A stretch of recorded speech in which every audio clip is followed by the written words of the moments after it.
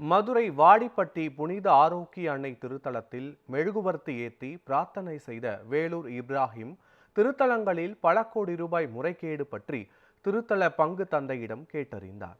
பின்னர் செய்தியாளர்களுக்கு பேட்டியளித்த பாஜக சிறுபான்மையினர் பிரிவு தேசிய செயலாளர் வேலூர் இப்ராஹிம், வாடிப்பட்டி புனித ஆரோக்கிய அன்னை திருத்தலத்தில் 100 கோடி ரூபாய் முறைகேடு நடந்துள்ளதாகவும், தமிழக அரசு முறையாக விசாரிக்காமல் கிறிஸ்தவ மக்களுக்கு அநீதி இழைப்பதாகவும் தெரிவித்தார்.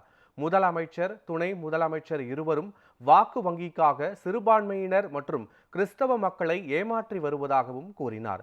தேவாலயங்களில் கொள்ளையடிப்பவர்களை கைது செய்ய வேண்டும் எனவும் வலியுறுத்தினார். ஜாதிய ஆணவ படுகொலைக்கு ஆதரவு தெரிவித்துக் கொண்டு மற்றொரு புறம் ஜாதியை ஒழிப்போம், சமூக நீதியை காப்போம் என முதலமைச்சர் நாடகம் ஆடுவதாகவும் அவர் விமர்சித்துள்ளார்.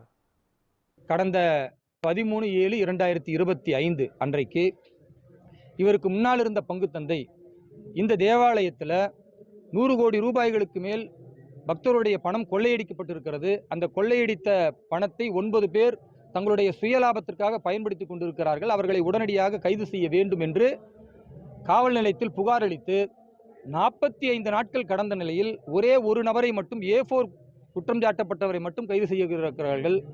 ஆனால் யார் A1 A2 என்று மிக முக்கிய குற்றவாளிகளோ அவர்களை கைது செய்யாமல் காவல்துறை பாதுகாக்கிறதா என்ற கேள்வியை முன்வைக்க விரும்புகிறோம். ஏனென்றால் இந்த 45 நாட்களும் அவர்கள் தலைமறைவாக இருக்கிறார்கள் என்று சொல்வதாக இருந்தால், ஐயா ஸ்டாலின் அவர்களிடத்தில் நாங்கள் என்ன கேள்வியை முன்வைக்கிறோம்னா, சமூக நீதி காவலன், சிறுபான்மை சமூகத்தின் காவலன் என்று சொல்லக்கூடியவர் 100 கோடி ரூபாய்களுக்கு மேல கிறிஸ்துவ பக்தர்களுடைய பணம் இந்த தேவாலயத்திலிருந்து கொள்ளையடிக்கப்பட்டிருக்கிறது என்று புகார் கொடுத்து 45 நாட்களும் தலைமறைவான குற்றவாளிகளை கைது செய்ய முடியாத அளவிற்கு காவல்துறை செயலிழந்திருக்கிறதா, அல்லது சிறுபான்மை மக்களுடைய பணம் தானே அது எப்படியாவது போகட்டும் என்று ஐயா ஸ்டாலின் அவர்கள் அக்கறை இல்லாமல் இருக்கிறார்களா என்று கேள்வியை முன்வைக்கிறோம்.